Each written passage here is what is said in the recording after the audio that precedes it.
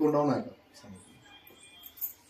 सांगा. बरं, ह्या माझ्या सासूबाई आहेत, यांची कंडिशन एवढी बेकार झाली होती की ते कॅन्सर आजार सुरू झाला.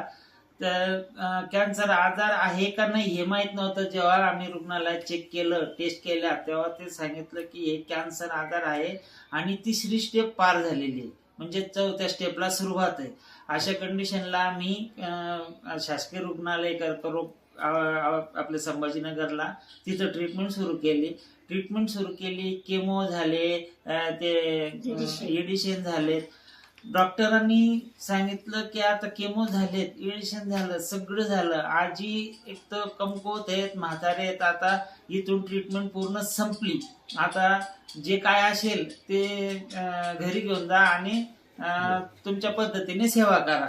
मग आता तिथली ट्रीटमेंट पूर्ण कम्प्लीट झाल्यानंतर इकडे पेशंटला 20% पण आराम नाही. उठता येत नाही, बसता येत नाही, खाता येत नाही, चालता येत नाही आणि पूर्ण लिक्विड ह्या पद्धतीने त्यांना द्यावं लागत होतं, जे की ग्राइंडरमध्ये ग्राइंड करून त्याच्यात भाजीचं पाणी असं नॉर्मल कंडिशन मध्ये चाळणीने चाळून ते चमच्याने त्यांना द्यावं लागत होतं.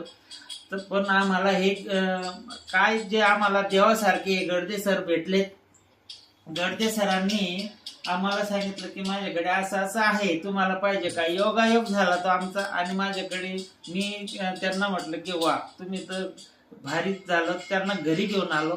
त्यांना सांगितलं की अशी अशी कंडिशन आहे, आमच्या आईंना हे द्या.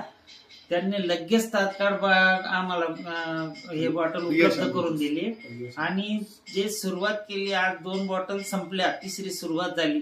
ते 1-1.5 बॉटल संपायच्या आतच त्यांना खायचं, उठायचं, बसायचं, चालायचं, फिरायचं, अशक्तपणा हे सगळे गायब झालेत. आणि आज ते हाताने, त्यांच्या स्वतःच्या हाताने भाकर चुरून भाजीमध्ये खातात, पोळी चुरून खातात, चालतात. म्हणजे आज ते 3 टाइम त्यांच्या हाताने जेवतायत.